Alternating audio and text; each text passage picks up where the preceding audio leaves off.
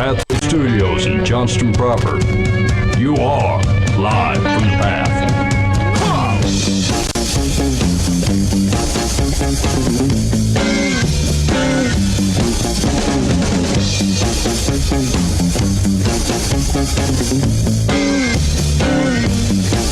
I am working man, I get things done. Work for the Holy Ghost, work for the Son. And you're listening to Live from the Path, coming from the Pathway Studios here in Johnston proper. It's lovely to be with you. Here's where I'm going to start you out. I don't understand why the Apostle Paul was never arrested for his crimes against the church. Oh. Like, as far as we can tell, this man, like, when he says he stood for, like, was going to vouch for the execution of Stephen, if you look at the other things he said, like, it kind of gives the impression like he was involved in other things beyond that. Yeah. And Father Holmes, yeah, jail. yeah. Wait, but who would you expect to arrest him? Like the temple guard? Well, not the Romans, right? He's a Roman citizen. They're like, we're not going to fool with this guy. The temple guard wouldn't be it. I mean, they're for him. They also don't want the truth. Yeah. Hold on a minute. I can't hear Dan. Doggone it. Dan, can you the best thing I ever said. Can you switch to this one? Over here? Over here? Yeah. I don't know what's going on over there. Let's try that. Speak into that one. How you doing? Okay. All right, good. So Dan's... This the one straightforward? Or has to go up and down? No, you're good there. Okay. So the question, so did he do it? So the question is, did he do anything that would otherwise, where he could have been arrested by Roman authorities? So just because you're a Roman doesn't mean you can go shaking people down and beating them up. Yeah, but I mean, if a Roman is oppressing and beating up the lower class citizenry of Judea, they're like, meh. Yeah, they didn't really care. Yeah. I don't know. I don't know if that's true because remember, the highest, if you're a Roman ruler, the thing you're most concerned about is peacekeeping. So like you don't general rabble rousing you're not for. And so, like, in fact, that's part of the reason you get Pilate at times being trying to pacify the Jews. Same thing. Herod had done the same thing. Is that like they weren't a powerful force? They didn't really have a standing army or anything, but they could cause trouble. Okay, and so all right, but it seems so. Obviously, he wasn't arrested as far as we know. So, like this, it could be perfectly plausible that part of the reason is that no one pressed charges, or if they did, nobody cared. And the church was a very small minority. They had no. I mean. What can they do? Yeah. They can shout all they want. Who cares? Yeah, maybe they didn't. Yeah. Although, wouldn't it have been like the martyrdom of Stephen should have been a thing, right? Rome's like, hey, nobody puts people to death but us. Yeah, we never get a record that actually anybody had a reaction to that, or was there a Roman reaction to it? And did Paul have to stand and justify it? Yeah, we never heard. I was reading in. I was reading Galatians, and I was reading through Romans, I think, a little bit this week too. And for some reason, I know it was at the start of in Galatians like 2, end of 1 into 2. He's talking about like, remember, I persecuted the church. Like he's like, I violently went after people, and I'm like, why were you not held accountable for this violence? And so here's the other thing: is that like ultimately, though, the other question is that like if it doesn't happen in the moment, like obviously there's a hesitance in the church after Paul comes to Jesus. It's probably is why his ministry happens in Arabia, south of Jerusalem, like quite a bit south, and then he moves like way north. He's up in like Cilicia and Galatia and stuff, kind of Antioch and further west.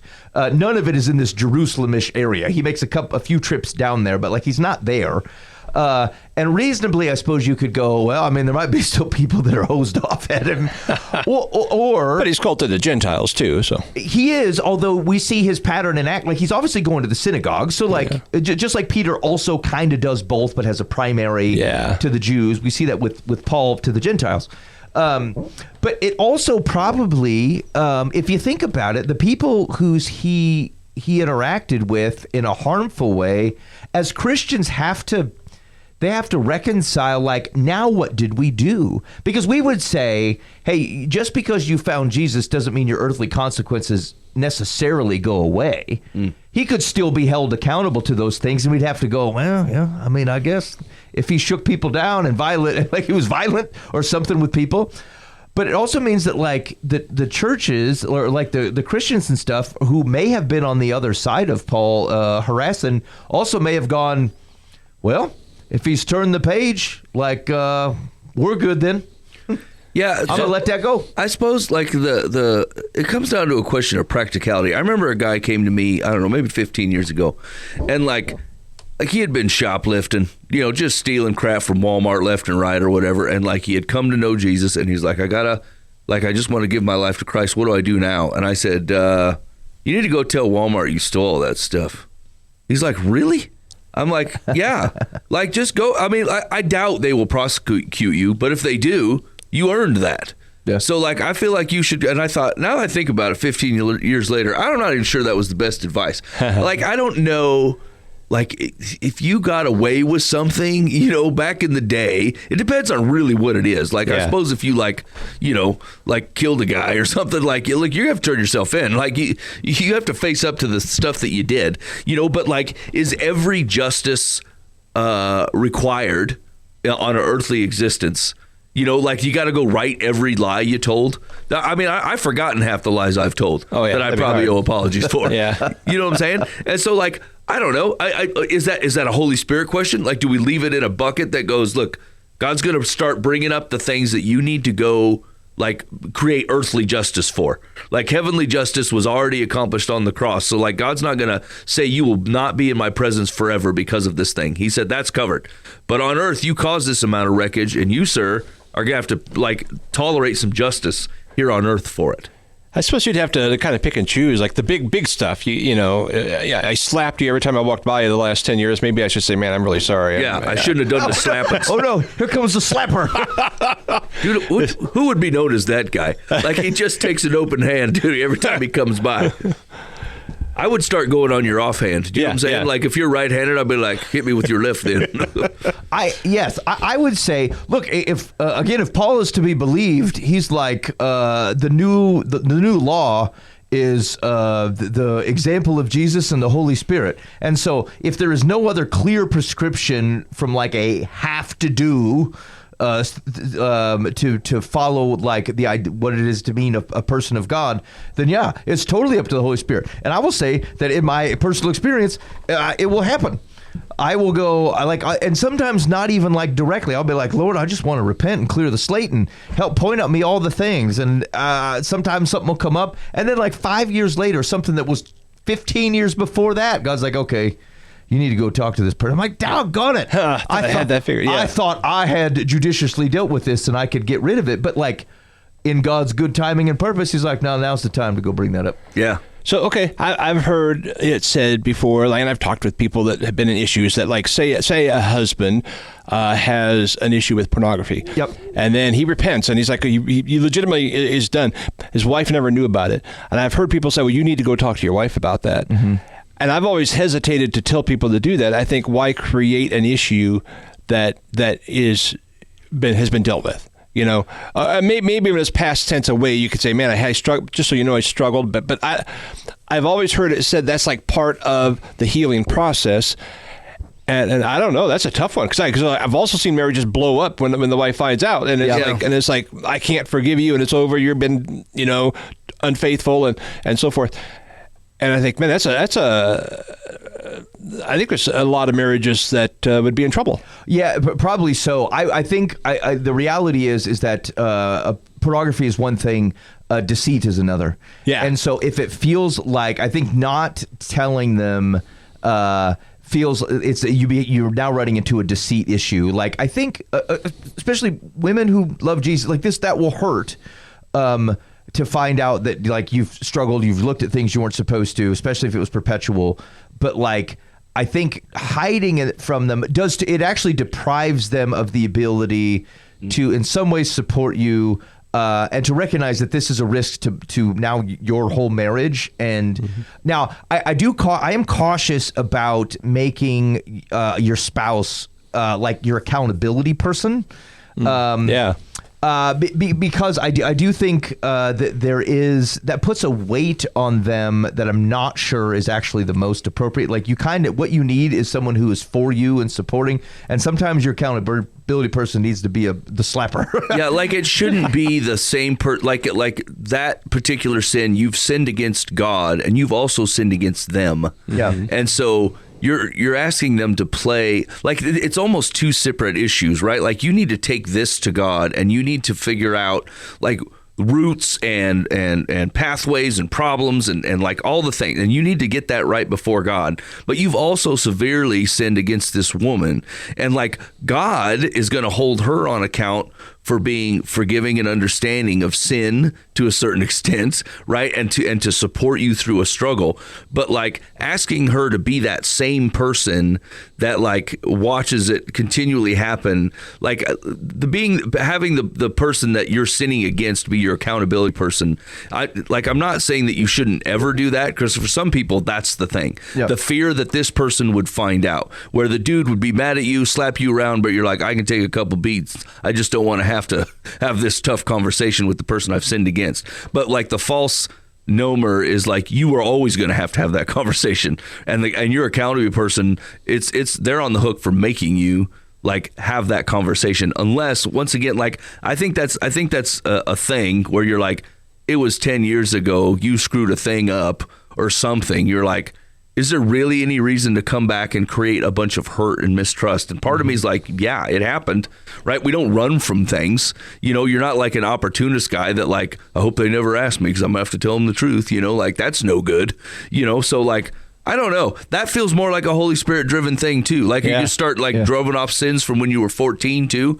It would be like, just so you know the kind of person I am, I also stole this from my grandma. Like right. I don't know. Like I would never lean on the side of lying to your spouse, obviously. Right. Even by omitting it. Right. That's no good. I don't think that's God's heart, because God says you two are one. So you don't get to keep no secrets here. Yeah. But the question is like, is there, I don't even know. I would almost always go with yes. You need to tell them. Wait, okay, let me ask this question. Let's say you've been married hypothetically for like 15 years.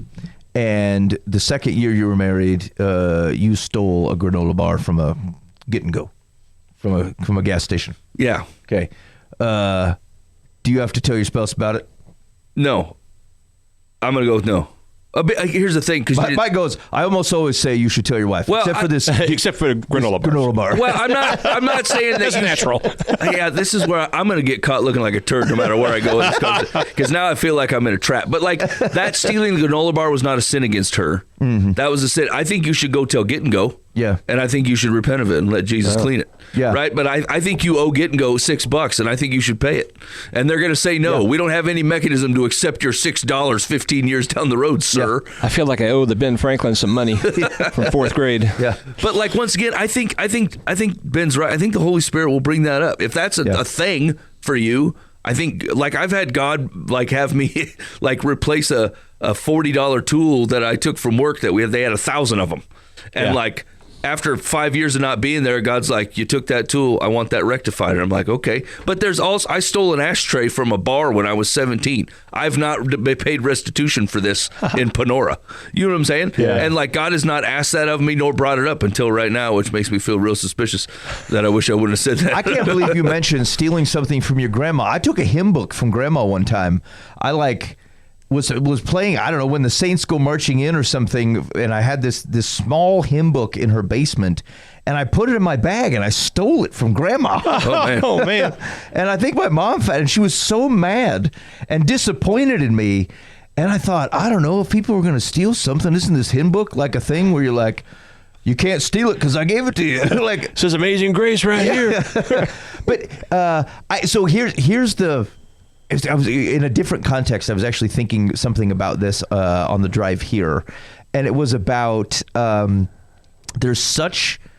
Paul would talk about it as freedom. There's such freedom in living not under the law, but under the Spirit. But it does mean that you better be listening and paying attention and like actually responding to it, because like there's a freedom. You could go, well, like there's nothing by a law from God that says I have to go make a restitution or I have to say this to a person. But like freedom, like if the Spirit is telling you, like prompting you to go do this, and sometimes you like, oh man, it's just guilt. I'm like, I don't know. I often think guilt is God holding on to me, and I don't think negatively of it. People are like, oh, God doesn't do guilt. I'm like, God does warnings. I don't know why you would think of that as any different. The thing's like, it just keeps reminding me, and it's guilt. I'm like, no, it's probably Jesus saying That's not guilt, it's conviction. That's right. You should go do the thing. And why wouldn't I want that? Yeah. I of course would want that. And so like I was thinking about in the context of like just things that like if I had to say Paul's description of what it looks like to be a follower of Jesus, do you have to go to church every Sunday? No, it's not. I mean, it's not in there. It's not like the church. People have always done it. I don't know why you wouldn't want to do it, but like, is it a prescription to go, you follow Jesus or you don't based upon whether you attend the church services every Sunday? No, it's not that. But here's the thing I would be real cautious about. If I'm choosing to do something else with my time that isn't gathering with the people of Jesus, with the bride of Christ that he thinks is important to be mutually encouraged and called and praised with people together, and I'm like, well, it's because the dance competitions are like every week for 12 weeks, and then basketball, and then hockey, and then the crocheting club. I'm like, did you really pray on that? And are you listening? Because like, it's not that the Spirit can't actually find, like that there won't be situations where like it just doesn't look like everybody else. And I think we got to be careful that you don't overbake that looking for a new law that looks like your life. But I do think that like a lot of times where people are going, I got this thing and it doesn't look like a pattern that seems prescriptive from the New Testament, but it's because like I'm doing this other thing and it's okay. I'm like, I'm kind of curious. It can be okay. But like sometimes people say that and really like, God actually told you, he put it on your mind. You just pushed it away because you wanted to do something else. And here's what's interesting is in where the new relationship is under the Spirit, your rejection of what the Spirit is telling you is of a far greater consequence than whether you stole in the Old Testament, because you would just do a sacrifice on that. Like there was a way to recompense for following a shortcoming of the law. It is a much different situation when you reject Jesus as king and he tells you to do a thing and you go, nah, I don't want to. It's not the same thing as like being a fallible human. It's not the same thing as like having some shortcomings here and there. But if like Jesus, it's like he gave you a spirit and is pointing you to thing and you refuse it, that actually I think is of a higher consequence than some of the other things. And so like with the freedom comes the listening to the voice of God and obeying it because Jesus is Lord. And I'd be cautious that you don't use it just to dismiss it and go, maybe I'm just going to do what I want to do because I have the freedom to do so. I actually have seen people like God was impressing upon them something like that. And they didn't want to do it, or they didn't agree with God on it. And they literally had to separate from God because it wouldn't stop, right? Because the Holy Spirit will continue to go be like, listen, this is a block for you. It has to happen. And like, instead of ever acquiescing to the thing God was asking for, they're like, my only choice is to separate myself from it being in a relationship with God for this to go away, not to resolve it how he asked. Yeah. I just need it to go away. And if it's either resolution or separation, I'll take separation. Yeah. That's wild. It's freaking wild. And it sucks too, because because ultimately it's a lack of faith of what God was going to replace that with. Like, God is not arbitrary and he's not a stern rule-based father. Right? He's not just going, do this because I said so. I want to see if you'll do it or not. He's like, this is harmful to you, son/daughter. Yeah. Like, I'm asking you to do this because. Yeah. And like, you might not even get the because it might be a thing that's gonna resolve itself 10 years down the road, or he's gonna need your heart in a heart posture that trusts him in a way that says, even though you're gonna go out on a limb and you're gonna look like a total horses behind on this thing, and you're going to actually lay out some of the worst things you've ever done in front of other people and sit in judgment in front of them, still then I'm going to ask you to do that, because like, who knows, there could be literally one guy in your neighborhood 10 years from now that's going through the same thing, that is going to need to hear that story to see Jesus correctly, and he will walk your faith through that so it walks into steadfastness. Right. Yeah. And it's a thing that lasted over time that you can point back to and go, oh yeah, I've been where you're at, buddy. let me tell you a quick story. Yeah. You know? And so like we were talking about this a little bit before the show started. It's like you don't get a map. Like, God does not say, like, what, like even when James is talking about like putting you through tests and trials, right? Like outside forces that are causing your faith to wonder if you should put weight on it or not, right? Or like there's inward stuff coming out of you, like your own desires and thoughts, you know, and you wonder how much of that needs to go through a filter of faith and how much weight gets put on that. And like, you really want an explanation of why. Why did you allow this? Why do you allow me to? I've asked him this one. Why do you allow me to be so broken? I'm so tired of having the same conversation with you about my brokenness. It's like a broken record over here, you know. And like, it does have, when the output of those two things is taking that weight and leaning it on your faith, God goes, yeah, that's going to create steadfastness, because a steadfastness is a time-based measurement. Steadfastness is not you've been steadfast for a day. You know what I'm saying? Like, You, sir, have steadfast a streak. Yeah, because both faith and steadfastness, they have a built-in time to them. Yeah. Right? Like, they have to have lasted a time. Otherwise, it wasn't faith. It was just a reaction. Yeah. Right? Same thing with steadfastness. Neither one of those things, like if you were to sit down and write them, no one would go, that man has been faithful. And you're like, all he did was skip the gas station today. You know what I'm saying? Yeah. Like, faithful goes, it had time to it, and it had depth to it, and it had a root to it. And like, that's steadfastness and faith. And so like, we so much want to know the answer why, and God's almost like the answer that covers almost everything is because it produces faith and steadfastness in you. If you didn't ever take that and put the weight of that on me, I can't ever show you that I'm good to put weight on. Yeah. Yeah. So now, should I had that guy tell Walmart he stole $4,000 worth of random crap over 6 years or something? I would say I would tell him to pray on it, and like I would say you be fully open that if God says you got to go tell him, you go tell him. Because there is, and there's a reason that like some of the recovery programs have you do this kind of thing. Yeah, that's what I was thinking. The recovery is part of it. Yeah, yeah, and I mean, there's obviously something in it. I will say, like some of the, especially the stuff with your spouse. Here's the reality: is that like if you can't give them your full self because you're holding something back, then you need to tell them. Like, and what that may do, I only tell you that it's like, yes, I want you to trust the Spirit, but like sometimes like. There's just like prompts or things that you can run through your mind. Father, like, is there anything that I'm holding back that I should tell my wife? Okay, that's a really big thing. It's like, well, I snuck a 12-pack of Shasta and I haven't hit in my shed for like the last month, and my wife didn't know about it. And so like maybe it's that. But like, or you could say like, is there anything that I am holding back from my wife because I'm embarrassed about it, I'm ashamed about it, or from my husband, and I don't want to tell him? But it's actually meaning that where we're supposed to be one, we're not acting that way because I'm holding a part of myself back. And like, it'll be like, sometimes you don't like it because it feels like you're putting a burden on them. They're going to have to worry about something, especially when it comes to like stuff like pornography, is that like it does place a burden on them. Now they know, or they're aware that this is something. And frankly, it's a hard society to be in if you got trouble looking at things you're not supposed to, because the stuff is everywhere. And like, just to make sure to take it out, like, it could also just be like you're worried that it will change their perception of you. Sure. Maybe not even the a sin against them problem, but like you don't want them to know that you're weak. Oh, sure. In a way, or like you didn't handle a thing right, and you're like, they think of me this way, and if I tell them these stories about the way I reacted poorly, or I didn't do as best as I could at my job, or I got in trouble for this, or like someone called and I let my mouth run or something, right? You're like, I don't want our relationship to change because now you know that I screw stuff up.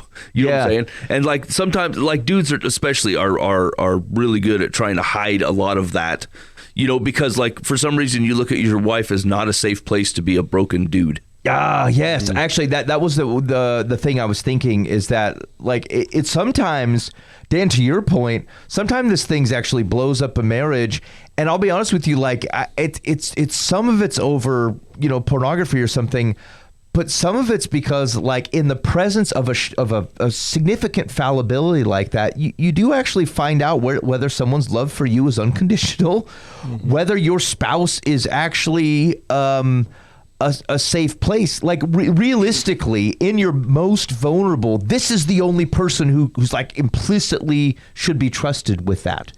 I should, like, where else you go between Jesus and this person you're married to? Like, these are the people who, like, you should be able to be completely honest with. And it is actually pretty difficult if you open yourself up and show, like, what your shortcomings are, and this person, like, misuses them or doesn't react in a way. Now, you got to recognize that, like, if you've harmed them, you've harmed them. You're going to have to, like, space for sure.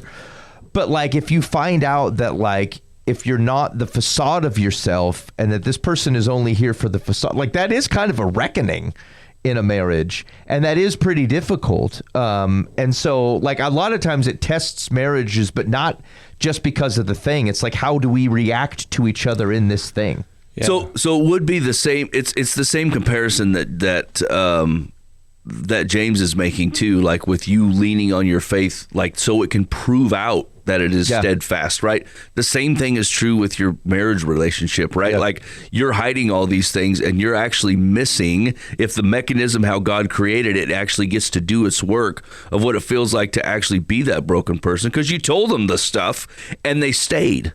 You know what I'm saying? And like you set the pattern that says, I'm going to do this and I'm going to put my weight on this covenant and this promise that we've made between each other and between us and God, that I'm going to put the weight on it like God designed, and then actually let it be something where, like, all the things that you were afraid of, turns out you let time pass and then you just tell them all the time. Because you know they're not going to leave, and they're like, and that covenant, and that promise meant something, and so that marriage does have some thick oak holding it up instead of like perceived, pillars that are hollow inside.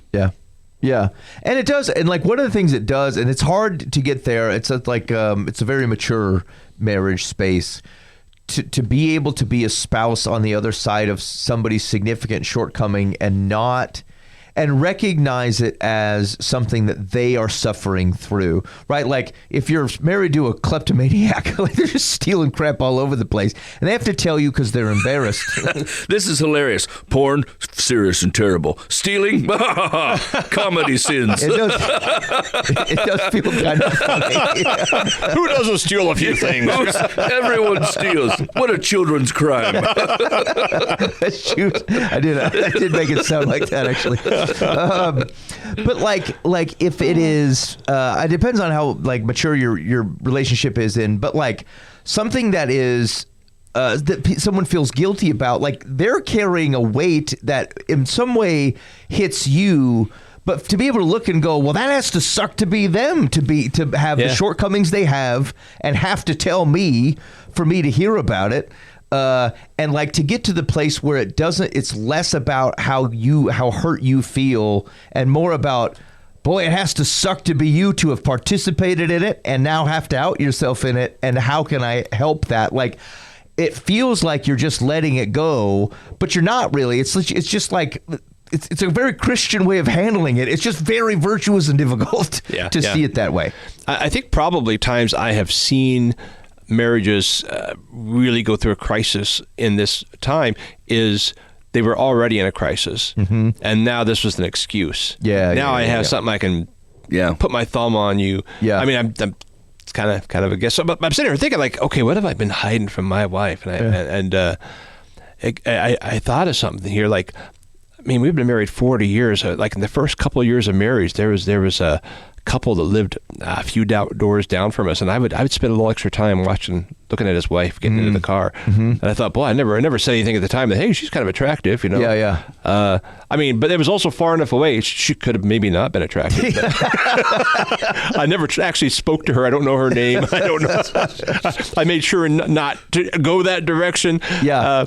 But I remember I was like, "Ooh, I wonder that looked kind of interesting." And that's pretty bad for like a newly wed, guy. I should be not thinking those kind of thoughts. I've been built on a lie. 40 years of lie. Actually, I mean, I probably have said this to plenty of dudes, I guess, but like, you're not I don't feel like God is holding you accountable for every passing thought you have.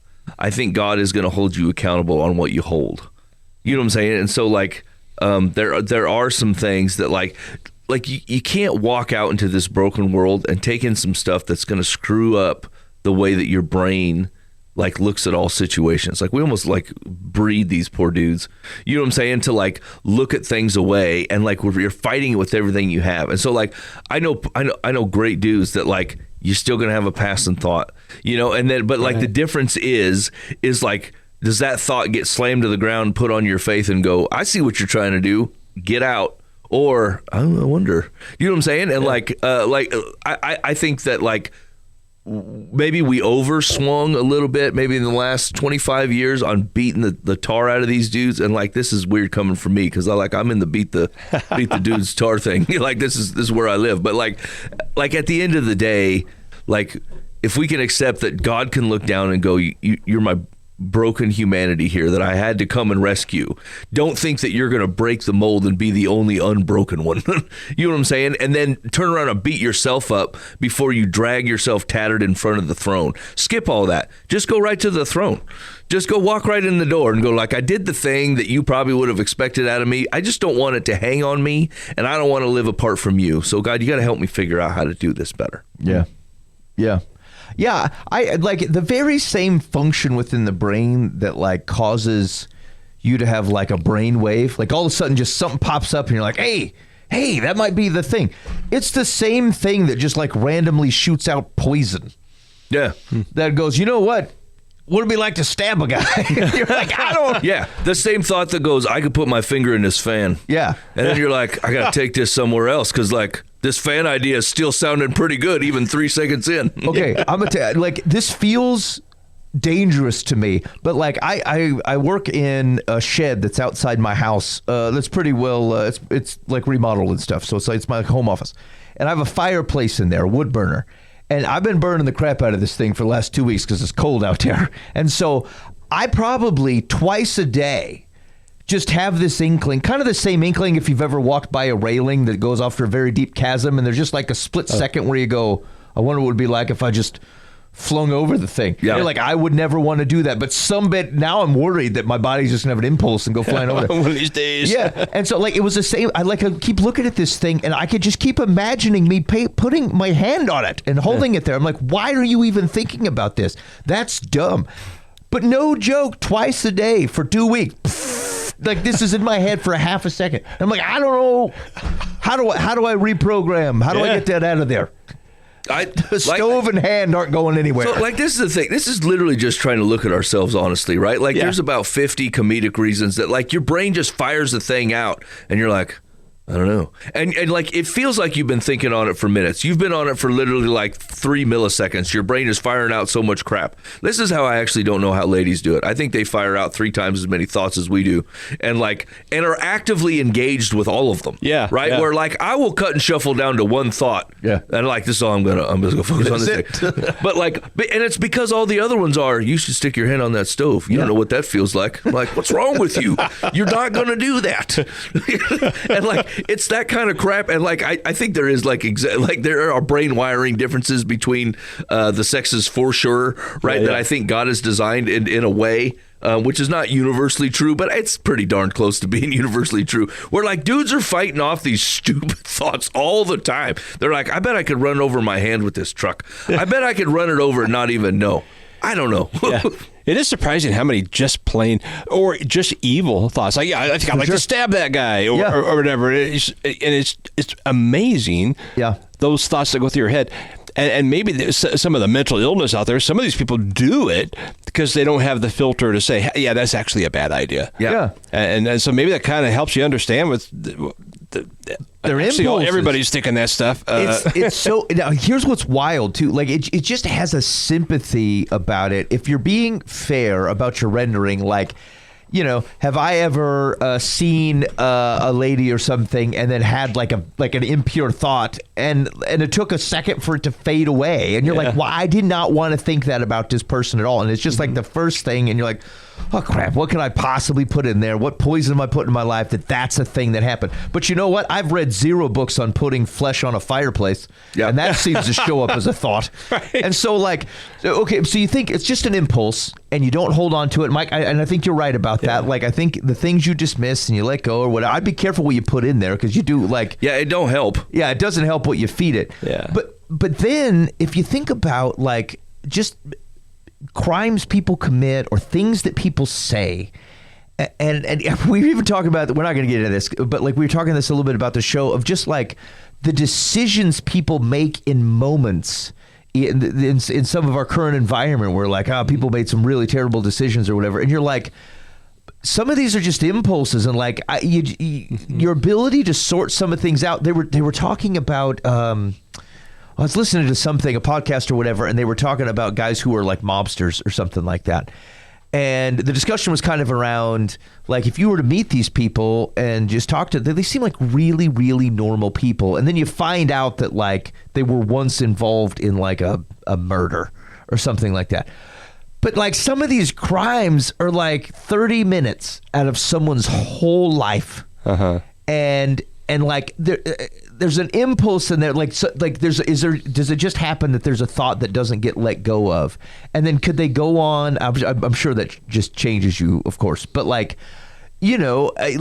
your point, how do we think about how do you think about people when you recognize that everybody in some way is fighting off impulses, rando thoughts and stuff? Some you didn't, if you saw a guy and you thought, oh man, I'd kind of like to punch that guy in his stupid face or something. Yeah. And that's one thing. Now, if you pile a bunch of stuff into your mind and you're angry with someone, now I think that your impulses look a little bit where it's easier for it to come to fruition.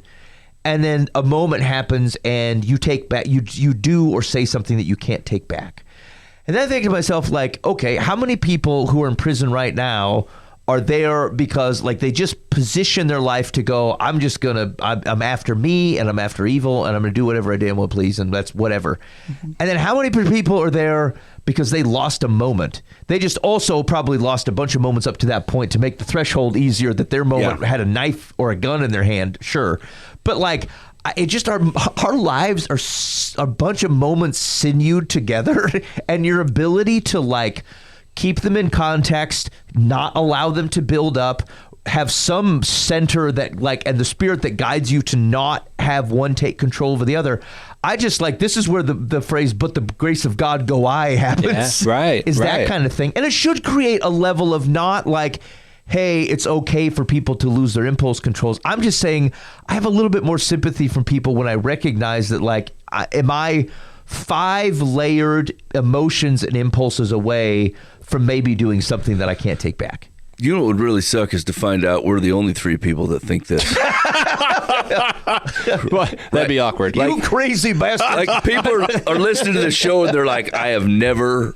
my mind does not do this. You crazy folks. I thought about high-fiving a stop sign as I rolled past it. This is the same idea that makes you think I'm going to start a business like sandblasting, and you know zero about it. You're like, you know what? I could get a sandblaster and I could start a sandblasting empire. And there's people that feed that thought, and it turned out to be great. He does start a sandblasting empire. Yeah. But from my lowly position of owning one small sandblaster that can maybe fit a foot by foot something in it, I'm like, I could sandblast for money. I could be the sandblaster everyone turns to. If I need something sandblasted, I get a hold of mine. And these are literally the thoughts I had when I got a sandblaster. Uh-huh. I'm like, I'm gonna be so great at sandblasting. It's not reasonable. You know what I'm saying? I was on my way into town to a hardware store this morning at about 7:30, and I got behind, left a stoplight, and I got behind a person. The speed limit was 55. This person, for some reason, is going 53 in the fast lane, and so I eventually go around them, and then they end up pulling back behind me, and then I think to myself, you know what I could do? I should slow down to 50. That'll show them. And then I thought, why? This is not rational at all.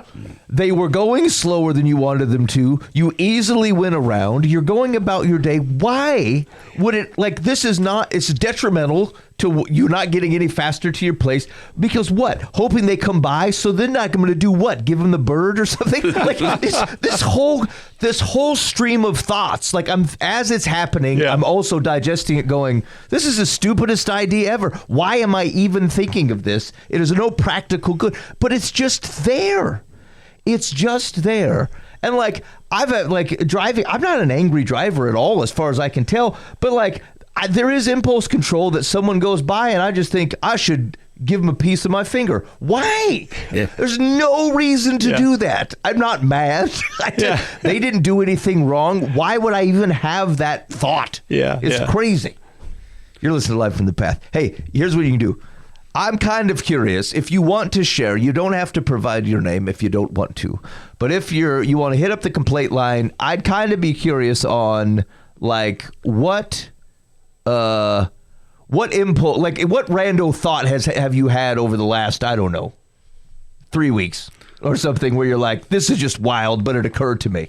And you want to share it with the world. I feel like I should start writing these down. I had a scheme to make a tuxedo out of a squirrel pelts a couple of days ago. I entertained that thought for probably 15 seconds. I'm like, I bet you could get take a lot of squirrels. And that's what I thought. I'm like, and then I was about to Google it. This is the problem with our modern age, right? Is like, it's easy to feed the thought. Like, right. No, like, even put this 50 years ago. If a guy wants to make a squirrel tuxedo, you're going to have to meet some new people. You know what I'm saying? I can't validate if this is a great idea, if it's already been done, and about how many squirrels it might take. But with the Google and AI, I can be like, about how many squirrels do I need to make this tuxedo squirrel pelt I want to make? And it's like, well, we think it's about 17.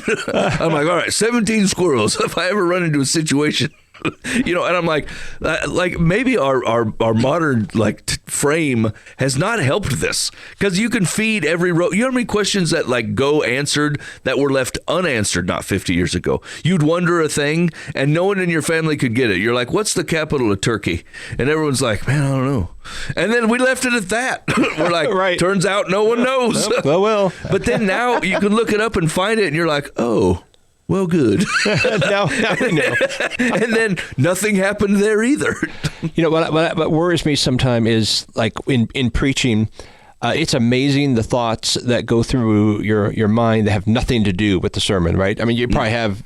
Oh yeah. You know, I mean, things that are completely unrelated. Like, well, that shirt's a little low. Like, I wish that.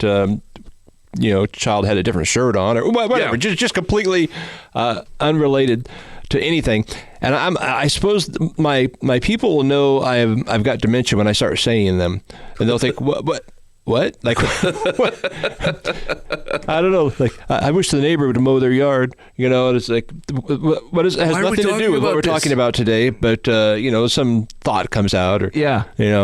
Yeah. I find that true when I'm trying to write the thing that I'm teaching about. Yeah. Like, I get off on this is also where I think Google has not been helpful to the preaching community. Like, I was talking to a guy earlier this week and I'm like, I think it's perfectly fine.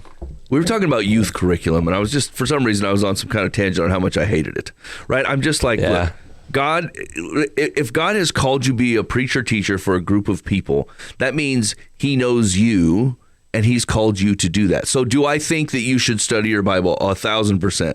Do I think you should read that commentary by MacArthur? Yeah. Do I think that you should take all those things and then preach how God gifted you to preach because he put you in charge of these people? Yes, that's what I actually think, And so instead of knowing, I will get a half a Bible verse in my head, and I'm like, that ties into this. Why, where? And I just Google it until I don't have to know where it's at, and I don't even have to know the context of it. I'm just like, there's a half a Bible verse in my head that ties to this, and now I got to go find it. Yeah. And I feel like it's created laziness, right? In my attempt, I don't have to write scripture on my heart because I have scripture on my phone and in paper. And so whenever I need it, but it's going to be a second. I can't readily fire it out as if it's ingrained in my sinews anymore. I'd be like, I know half of that. I don't even remember what book it's in. Let me take a look for a second. Let me Google it and get back to you. I was thinking about that the other day. I have very little scripture memorized. I used to have a ton of it, but I just don't. You just look it up. Yeah. or I know it's in chapter 12. There it is. Or I get the general idea. And a lot of it's because everything's digital. I've been kind of trying to work my way back to just paper. Yeah. Good old paper Bible, and just because I got lazy. Yeah. I mean, here's the thing is like you could probably chalk that up to is like, look, man, like we're in a modern age. Like everybody was raised this way. Like there's no extra points for being a Luddite, But on the other hand, if like I have to write down my cousin's name on a cheat sheet because I don't want to learn their name, and every time I run into them, like, then that's boo. You know what I'm saying? Like, yeah. Does that have more implications than just that? Yeah, I think it does. Yeah. You know what I'm saying? Like, you put important. It's not like I have to look up my own kids' name every time they walk in a room. Like I've got that one memorized because it's important and it means something. So like, it does kind of mean something. You know what I'm saying? Like it's that repetition. You see that child every day. You see the name's always there. You're not looking at the Bible every day, so now you're like, I don't remember where Joel's at. Yeah. It's like somewhere toward the ish. Dude, I get so embarrassed. I know where Galatians is, kind of. Yeah. I know where James is, kind of. Yeah. Like, I got a quadrant down. I know about where it's at. I can't tell you the book before it or after it, but I know it's not Revelation. It's got to be before that. Right. You know what I'm saying? And I'm like, once again, like, not to swing with an overly religious, like, cloth or swath here, but, like, come on. Like, there's things that are important that they're ingrained in you. Like, most of the dudes I see having conversations about Jesus out in the wild, like, I'm not super impressed if you're pulling scripture and missing heart. But if you're pulling God's heart and you can nail scripture, I'm like, hot dang, dude. Yeah. Come on. You know what I'm saying? I'll listen to you talk all day. Yeah. All right, you're listening to Live from the Path. That's 515-517-0085. Call or text 515-517-0085. That's the Live from the Path Bob Eisenhower complaint line. And this week it is open for your, what's that rando thought that you're like, I can't believe that popped into my mind. I mean, keep it clean. Whatever.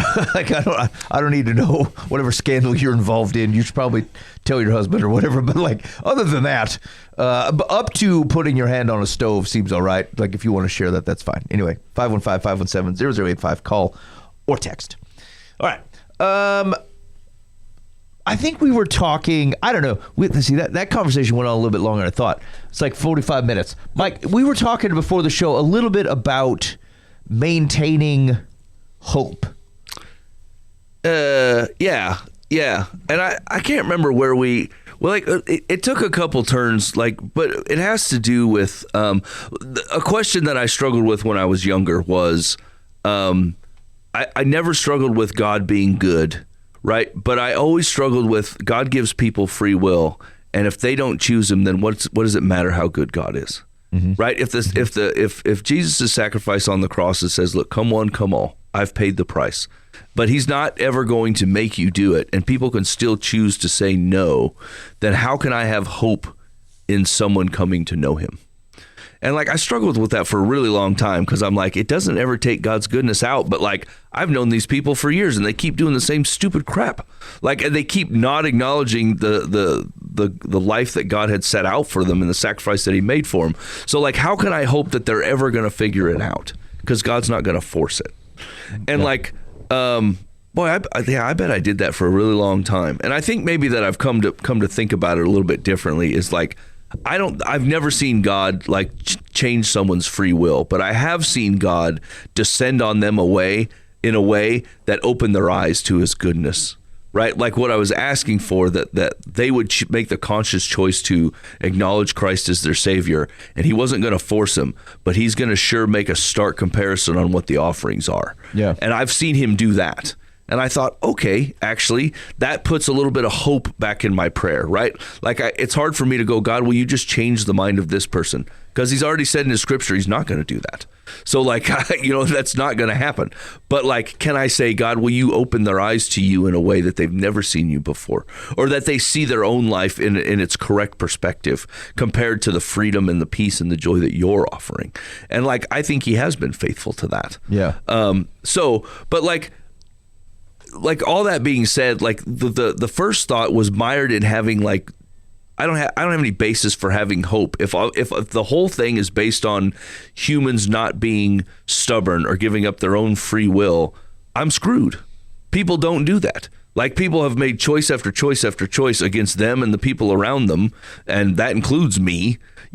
Where like I I had to be compelled in a way that both equaled a heart posture and even some facts, some factual representation of truths, for me to go, oh, I do choose this, right? But without that thought, like, it's just like this hopeless position, And then we started talking about a little bit, like, what's it look like to actually have hope in like some of the things that we're praying for, and actually some of the people around us. And I was reminded of a conversation we were having about, even our political dispersion in the country at the moment, or forever, ever since it was incepted, I guess, right?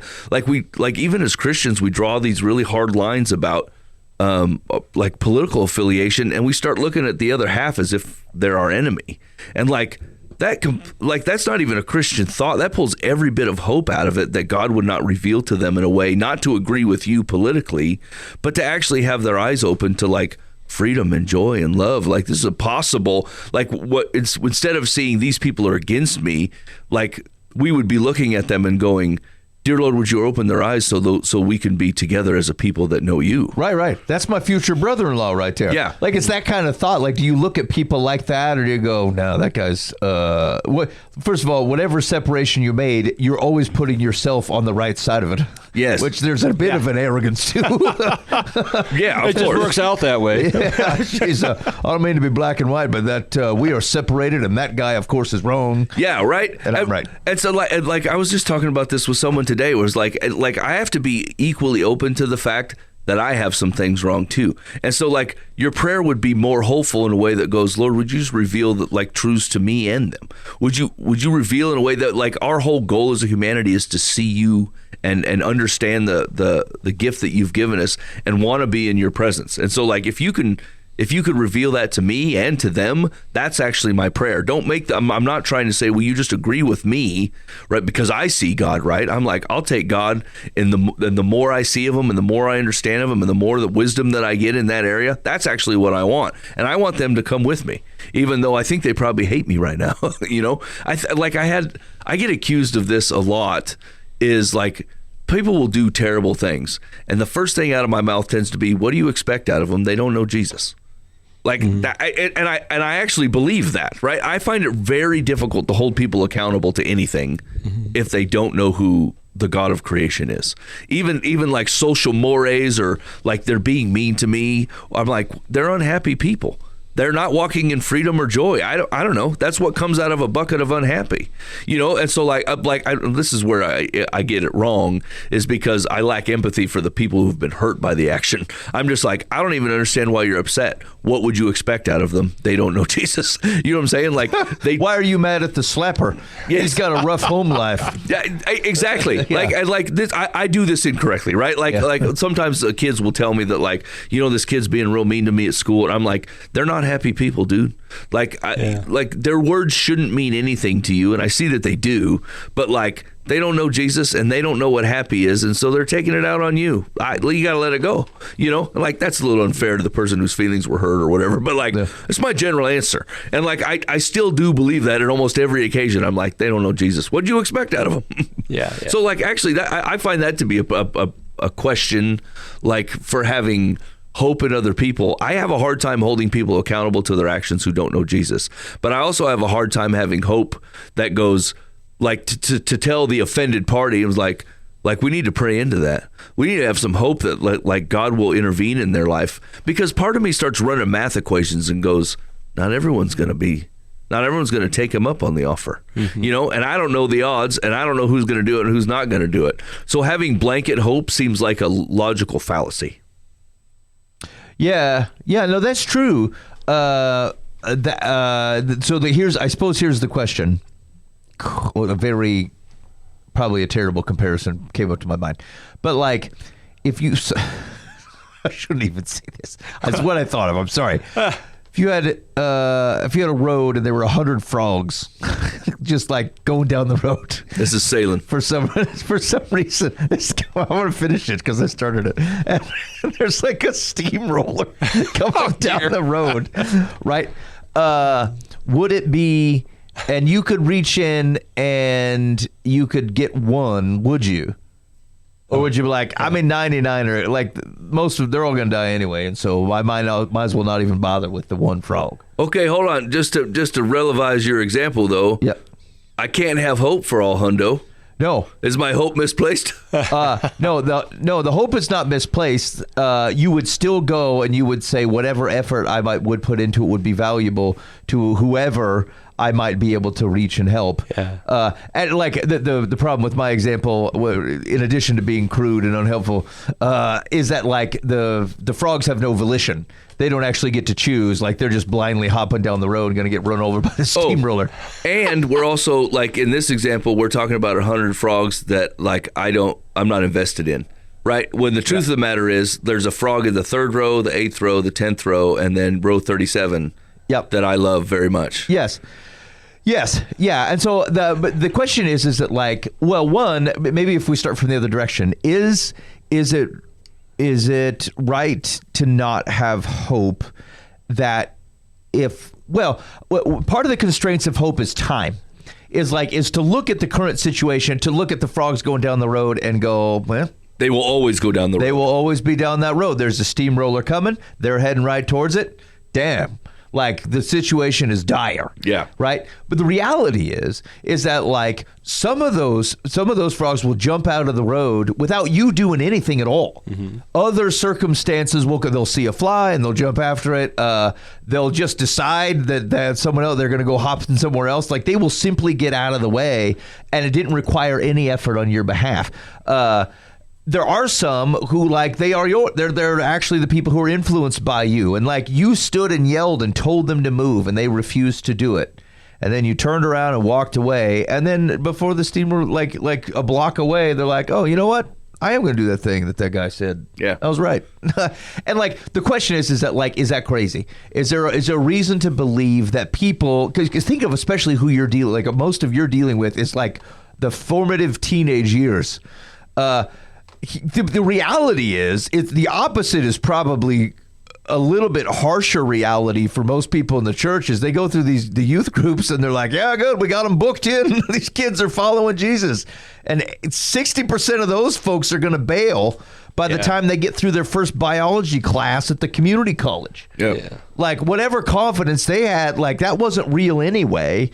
And then, but over time, there are great reckonings that draw people back to have to deal with the realities of life. You can blunder all you want to, but you start having kids, you start looking at like the political environments that we're in, you start thinking about the world and seeing the things around you, or frankly, you just run into the people of Jesus, whether it's you or somebody else. Like, are people coming to Jesus after they had not formed that opinion or even rejected it when they were 16, 17, 18 years old? Yes.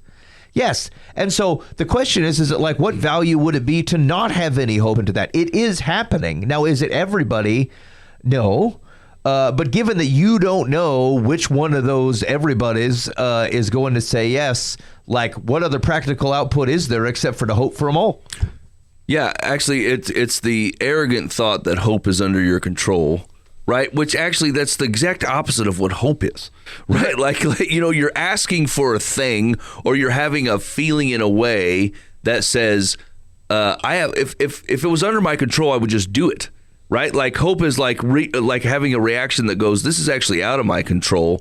My deepest want is that something shows up to make this different, right? And that's actually what hope is compared to the things that you could practically just get done. Yeah, so like at the end of the day, I suppose the thought that says, if you were to pull hope out because you didn't feel like it's doing anything, or like the odds weren't in your favor, then you're misunderstanding the basic definition of hope in the first place. You're not even in the equation. That's why hope is there.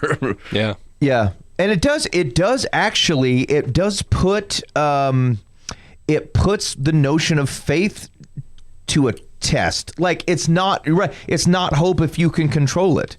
If you can control it, then it's just whether are you good at controlling it or not. Hope is a thing, like to your point, if it's a thing that you can't control and you're going to say, like, Jesus, I'm going to have to trust you with this. I physically can't do anything. And the reality is, and this is, I think, the crux of what you're getting at that's difficult, which is to go, I do trust Jesus, But Jesus could make the greatest offer in the world, which he has, and someone could still say, no, I don't want that, and he will allow that. And so as a broad thing, you can think about it and goes, oh, okay. I mean, I guess I understand. People got free will and you don't want to force them or whatever. What you don't want, or what's hard to reckon with, is the odds that there are 5 people that you really, really care about, and you're like, I want the 100% to be the 5. Yeah. I want the person that's going to say no to be the person I don't know and that I didn't spend time with and I don't love dearly and like whatever. And like God at least made that. But then you also know that if the odds of the people that you love is all of them, I don't know, somebody loves is going to say no. Yeah. To Jesus. Which, I mean, actually goes back to Scripture and puts me at the persistent widow. I'm like, it matters that I keep asking for these 5. Yeah. You know what I'm saying? And like, I don't know, the Bible is pretty clear that like if God can be in the business of changing a heart of stone to a heart of flesh, right? Then like then your prayers matter, right? Their prayers matter. Yep. And like God is not unfair, to those that like maybe that's the thought that it's now changing to, is like God is not unfair to those who don't have someone praying for them. Right? Like he's not like, well, no one asked for Tim today, so I guess no proof to you, Tim. Like, go on with your happy self, right? Like, and even Paul will talk to this, is like, you should be able to look out in creation and know, right? So like, this isn't hidden from you in a way. Like, you may have surrounded yourself with people that will support that it's hidden, that it should be hidden from you. But at the end of the day, you freaking know.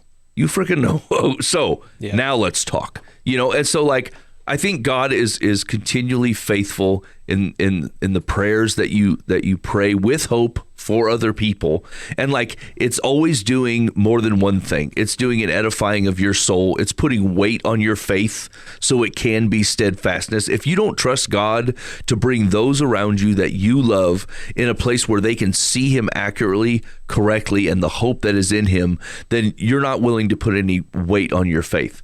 Like at the end of the day, it's all we really have, that God is good and he knows that you love other people, and that is why you continually ask for him to get involved. And if you're like, he will ignore this for some kind of grand scheme plan, and like your prayers only matter as like a petting of a dog, not a actual doing business up in heaven, that is not the picture the Bible paints.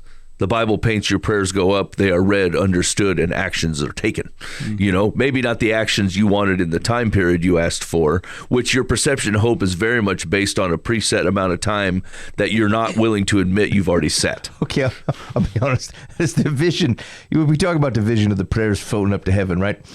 And I know this has a bit of a mix of like a Zeus, but like, it's to your point, prayers go up and then heaven hears them and then there's a reaction, right? But traditionally we go, look, God is going to say yes, no, and not yet. And so it's just the force of the like wafts up and then he takes it in and then it's like a very forceful not yet. Not yet! Throws it down. Wait! It's just a funny, sorry. God only reacts at 11. I fire hard all the time. It's a funny thing that happens. Like, yeses and no's seem firm and it's like ambiguous. Throws it down. Sorry, it was in my mind. Which like that's funny too, because like I would actually probably picture the same thing, and then I would think, as a dad, do I react that way? Do I fire Mike hot all the time, no matter what my kid asks? You know what I'm saying?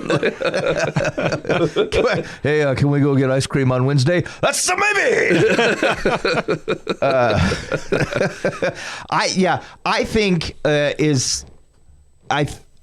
I think this is paramount to the health of our faith, to fight for hope when it's hard. Like, it's the one thing that, like, the Christian view of the world and the recognition of the applicability of the rescue of Jesus, like, there's no other place where hope comes from except from that. Is there a difficult rendering that says there's folks who just don't want it? They don't want it. They know the difference and don't want it. That's hard. That hurts your heart because, like, why? How could it possibly be that way? And that's hard. But even like, this is where being encouraged, both from, like, actually, what's interesting is that the Bible doesn't have a ton of outside of Paul, you just don't have a lot of stories where people are like against Yahweh and then for him. Like the conversion stories. It's a more those are like more unique. I mean, they're often in our culture. You see them a lot. They show up, and they're probably worth rejoicing and remembering about. It's like the thing that you thought, nah, not that guy ever. And then all of a sudden it's that guy. And you're like, wow, I just didn't. And maybe someone thought that of me. I don't know. Like when I wasn't really following Jesus that closely, and like, nah, I don't think so. And and so you just or Dan when he had a bunch of patches in his hand, or like he's ogling women and stealing stuff from supermarkets. Well, wife, I find myself attracted to a blurry woman. I'm sure she was attractive. I'm sure of it. Maybe. I'm drawn to out of focus ladies. Hey, that's actually a product of growing up in the 70s and 80s. The TV was not crisp. You accepted all things as blurry. All Charlie's Angels in 480p. So I do think it is. It's not like you have to bounce around hopeful like a buzzing bee, because like you recognize there's something about that's motivating. I think to recognize what's at stake. I think that's good. I think that's healthy. But like given the things and recognizing what's outside of our control, I don't find, if I'm able to think about it logically and practically, that there is no value at all of not having hope. It can't possibly. It won't. It's one thing. Actually, I've been talking to one of my kids about this very thing. Like this lovely individual just tends to be pessimistic about things and has a belief that they know what's going to happen. And it always it tends to bend negative, like negative reactions to her or the situation's not going to go the way that they expect or whatever. And it just kept coming up where like, if you're going to be pessimistic like that, it's almost going to guarantee by your own behavior that the situation ends up being what you prescribed it to be. So you're going to be right ultimately, but very lonely and sad. And so like, but that's the cost of being right in your pessimism, is like very justified in your correctness and you're lonely and sad. Or you can be optimistic about the thing. You can decide that you have some humility that says, I don't really know how it's all going to work out. I might as well play it for the best I very can to try to make the hopeful things happen. And then, like, I actually don't think you're going to be as often as disappointed as you believe yourself to be, simply because when you saw hope in it, you acted in a hopeful manner. And that means you did not double down on division, and you didn't double down on disappointment, and you didn't double down on shortcomings. Like, because if I thought like it was a steadfast, some decision somebody made was going to be forever, and it was basically a screw you to me, then I'm going to feel more justified going, well, screw you to you, because there was no hope of it reversing. But if I had even a modicum of a thought that like there's still something here to hold on to, rescue is still possible, it would be foolish to blow this up. Well, then, hope caused you to act differently. And so it just is not of any practical good.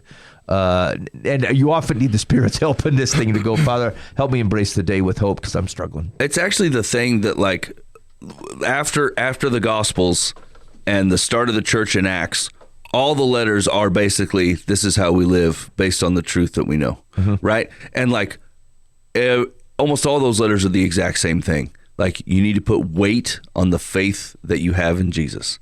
You need to start piling things on there. And like, it's not a filter. Like, you don't filter it through your faith. You store it there. That's where it goes. Like, it has a destination. And like, it's like having a pickup truck, and no one ever saw you put a couch in it. You never moved nothing. You know what I'm saying? And people are like, do you even use the truck for what you have it for? And you're like, oh yeah, all the time. Have you ever put anything in the back of it? No, I don't do that. You know what I'm saying? Like, that's Paul's pushed on faith. That's James's push on faith. That's Peter's and 2 Peter. Like, these are all the push that goes, look, now how do we live? We live by, Jesus has shown you every card to show you the gift and the trajectory for what God's plan for humanity was. Now I'm asking, do you believe that? And how does that look like on how you act on a day-to-day basis? Yeah. And if your outlook on life is lacking hope, then you do not understand the mechanism of what Christ did. Yeah. Because it was like the ultimate hope thing. Yeah, but I think that reiterates, though, is that like that is the practical implication of what we believe. It doesn't mean that every morning you're going to wake up with your guts feeling that. No. And that you're not going to see situations around you that are hard for you to be hopeful about. God, I don't see a path here. And it will hit the limits of your own personal ability and your practicality. Father, there's not a lever I can pull to make this situation any better than what it is. And there's not a word I can say that will make this situation any better than it is. And so where the reach of my hand stops, can you yet remind me that my hope was never about the reach of my hand? Yeah. And that's hard. And I think it's. I guess why I want to reiterate that it's completely healthy. It's normal to have that reaction. And what you should do with that is push it right back where the hope comes from, because you didn't have it to have anyway. You're a dealer of hope. You're not the manufacturer. That's right. What is awesome is sitting on a couch in your living room. What sucks is loading it in the back of the truck and then unloading it when it got there. Yeah. And like what you're not in control of is the destination between loading it and taking it off the truck. Right? Like the hope is the couch will eventually get to your place. You know what I'm saying? And like the work and the heaviness in the middle is like, now we got to load this thing up 3 flights of stairs into the truck. And now it's going to rest in God's hands while he drives it around or does whatever. But your hope is that truck will eventually show up at the house that you really wanted that couch in. Yeah. Yeah. All right, you're listening to Live from the Path. Thanks for hanging out with us this evening. We're going to give you some quick advice from the random parts of the internet, and then we're going to cut you loose. You can go about your day. It's a marriage, one dear life from the path. My husband and I have been together 30 plus years. When our love was new, it was all smiles, hand-holding, and thrills when we saw each other after a long day at work or school, and I guess that's normal. Now, 3 kids and 3 grandkids later, we're edging past our mid-50s, and there isn't much left. There are no more smiles and no more hand-holding, only 2 sad adults. We still love each other. Neither of us wants to be apart from the other, but we don't know how to bring back happiness. We hardly touch, and neither of us remembers the last time we smiled or even really laughed. We sit in the same room living 2 completely different lives. I am partially disabled, so there are no more long walks or outside activities, which we used to do 20 years ago. We are now wondering, is this the rest of our lives? Are we going to spend the next 20 plus years in a depressing marriage in which we love each other but no longer have anything in common? Our youngest daughter is 8, and our youngest grandson is 5. We watch the kids 15, 9, 8, and 5 in the evening so our eldest can work. Is there any hope for us? Our youngest daughter is 8. Wow. Does that sound right? I mean, it happens. Okay. I hear people have sex clear into their 50s. Yeah. I mean, so you know how to There's a rumor. I mean, it does sound like you know how to do a thing that otherwise keeps some of the spark alive. Sounds a little happy. Yeah. Dan, I don't know. First reaction. First reaction to me is, yes, you're destined to keep it going unless you change course. You got to change course. Do something. You've got to do something intentional that you don't normally do. Maybe you can't go on a walk. Go on a cruise. You just sit on a ship and sail around and eat and have fun and eat ice cream. I mean, it's a 3-day thing or a 7, whatever. I don't know what your budget is, but you got to get out. You got to be creative. You got to be intentionally. Man, I'm a little bit beyond that age-wise, and if we're not careful, my wife and I, when I'm not looking at the neighbor down the road, we'll sit there and she'll look at the pimple popping videos on her iPad, and I'll watch the news, and we'll both be not say a word. And so every once in a while, like I turn off the TV, as I go, hey, let's go do something. Let's go for a ride. Let's talk. Let's do whatever. Yep. And you have to do that because we're lazy. All of us are. At some point, we'll just float into oblivion, and you can do better than that. Yeah. Yeah. So Yeah. I think like if you'd have thought about it, you would realize that like some of this is logical, right? Like you by 20 years into marriage, like they've heard your stories. Yeah. You're not going to wow them with the new thing. They're like, did I tell you about that time in high school that Yeah, you did. Yeah, you did. Yesterday. You know what I'm saying? So like the longer that you are with a person more than you ever been without them, right? Which is what happens in a long-term marriage, right? Yeah. Most of your memories are made with them. Yeah. And so you're not regaling them with stories that they haven't heard from you from your past anymore. So like to Dan's point, like you're going to have to make new stories. Yeah, And like you have exactly. to be intentional about them stories because they're not going to make themselves. You know, so like I feels like the both of you, like you've given up before the races even look like it's ready to be called. You know what I'm saying? Like, and maybe you're just a little sad. And like marriages go through this, people go through this.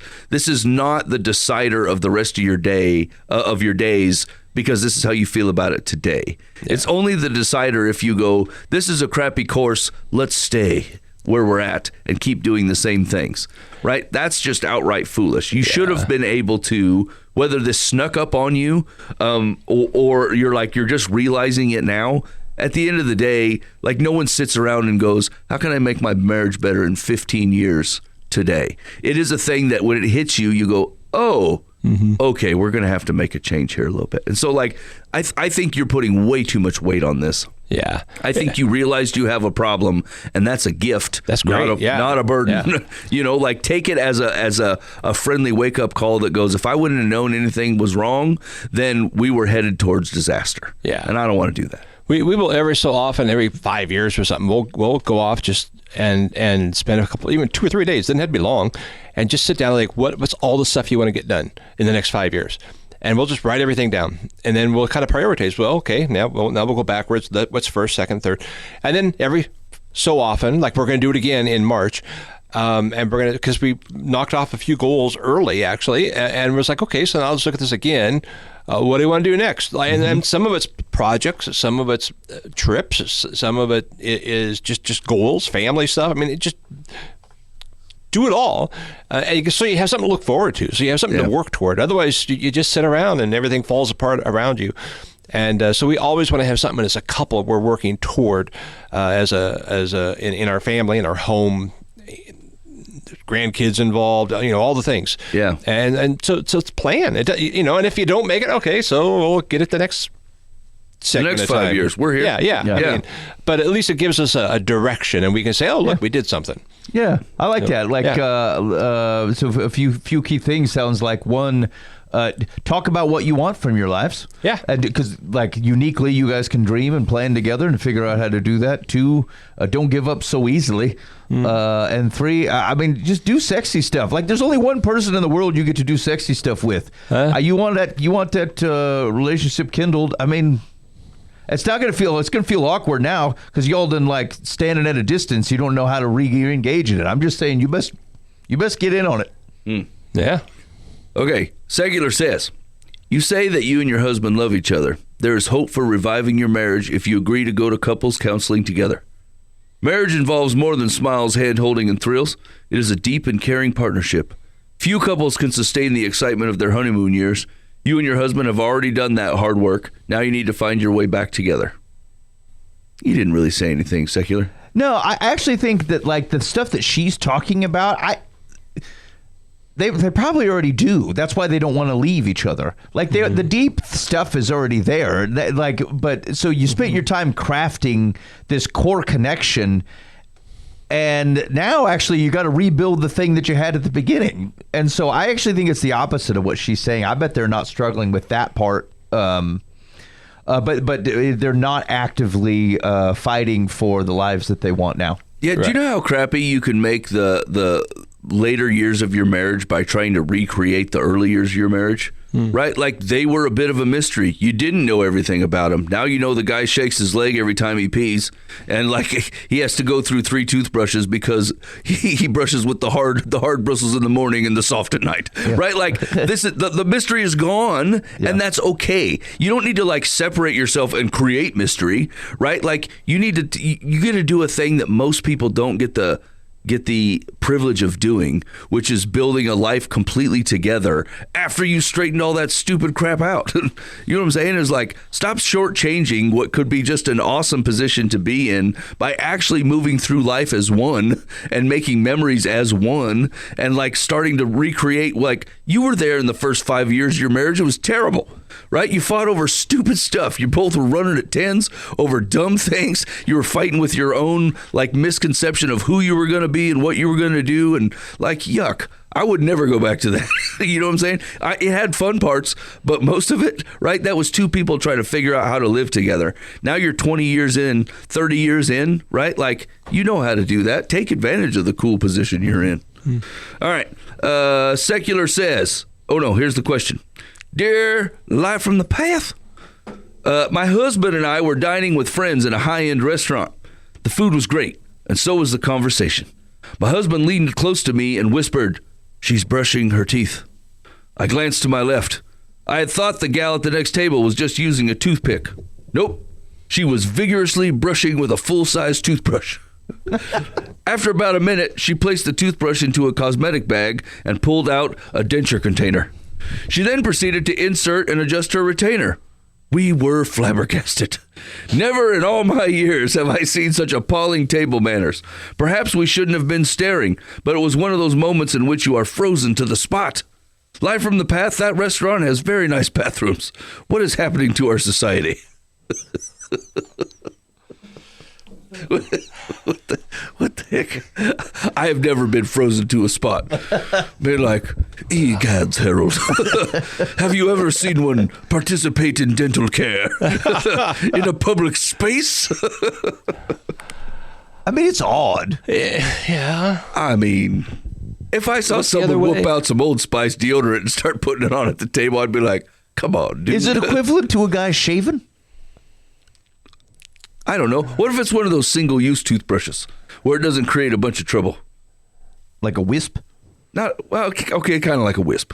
But let's say that it's a full-size toothbrush that does the same job as a wisp. Okay, I think it's weird. I'll just say it's an odd thing to happen. I don't know, but like this feels like an anecdote that you tell like the next three people that you meet. Yeah. And then otherwise don't think about it again. I mean, at least you're doing cleanliness things, you know, oral hygiene's good. I mean, Good, Dan. I mean, it's not like they were putting in wart remover or something. they didn't take their shirt off, put deodorant on or something. Is it an earmark that society has fallen so far? No.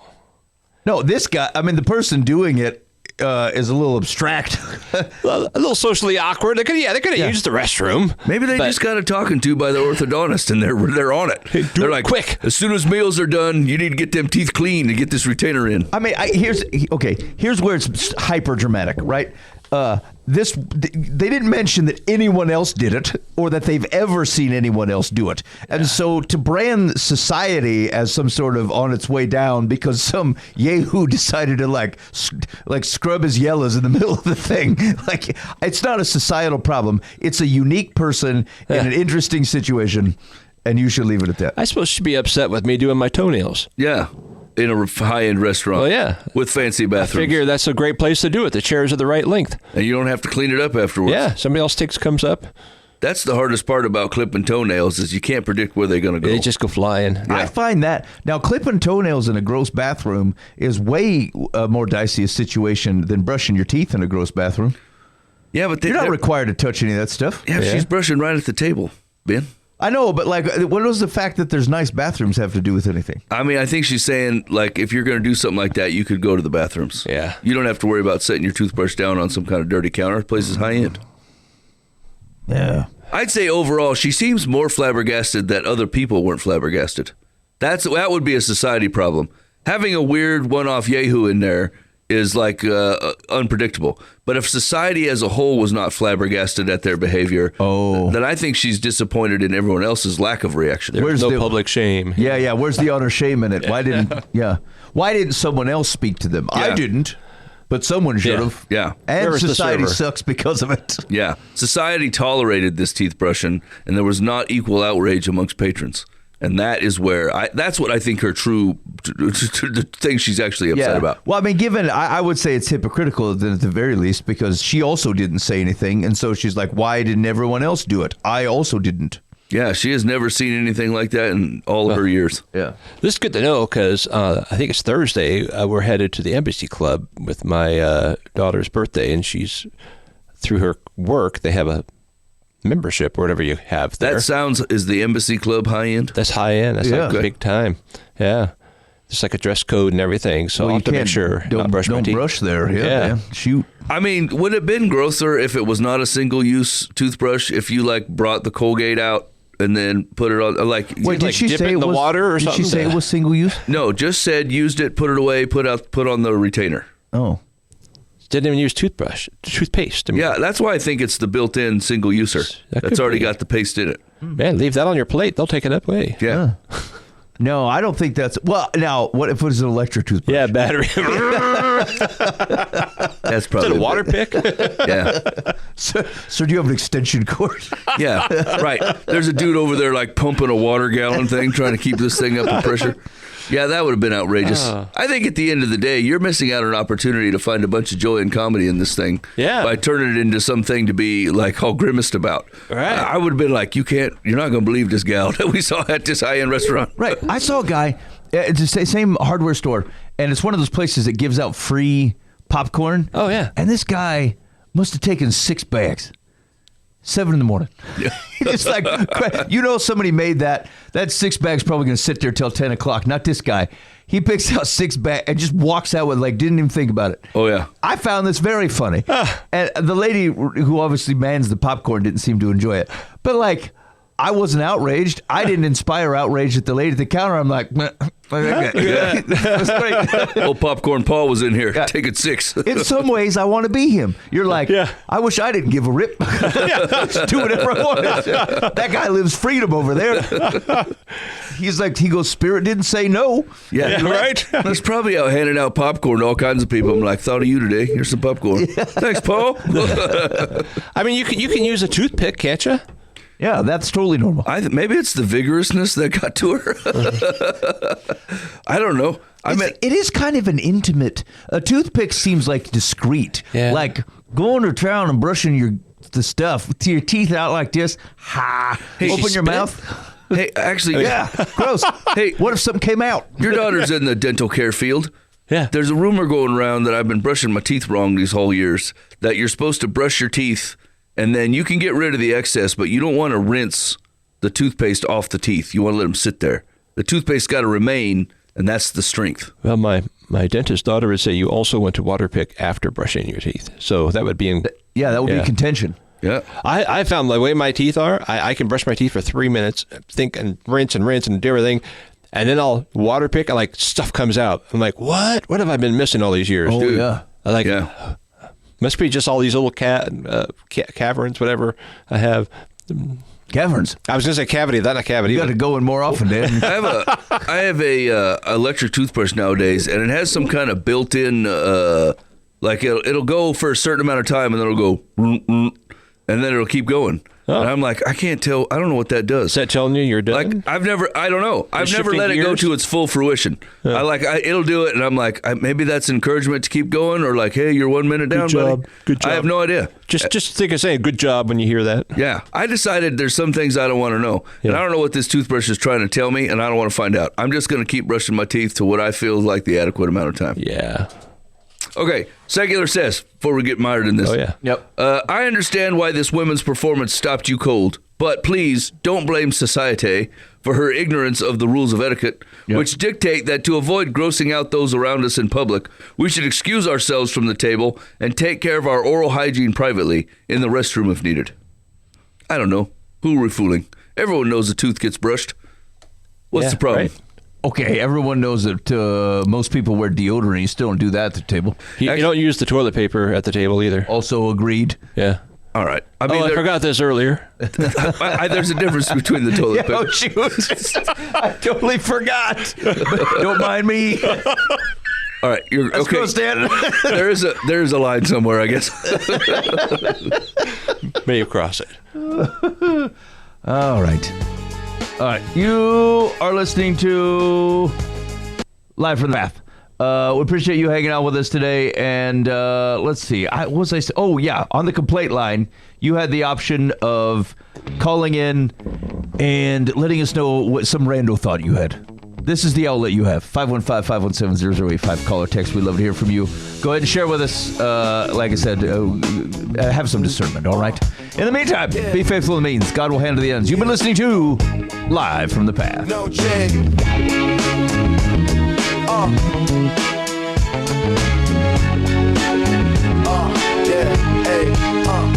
Tremors in the hills, the lion roars loud, echoes in the valley, judgment in the cloud, plowshares turn to swords, the harvest going sour, the merchants wait to see, stacking greed by the hour, the shepherd from Tekoa, no crown, no gold, just a staff and a vision that the heavens foretold, locusts in the fields, fire licking the stream, the plumb line drops straight, no bend in the beam, justice rolls down, mighty as a flood, righteousness flows, purging with the blood, the prophets cry, it cuts through the night, let truth stand tall, let wrong take flight. Olive trees weep, vineyard scream ash, the feast turns bitter, bread turns to trash, the rich hoard wealth, poor crushed to the dust, walls built on lies, foundations of mistrust, you build your ivory towers, sit on gilded thrones, but the Lord sees all, even hearts of stone, woe to those at ease who sing idle songs, your palaces crumble, you've been wicked too long. The lion don't whisper, it tears through the air, the Lord won't relent till justice is fair.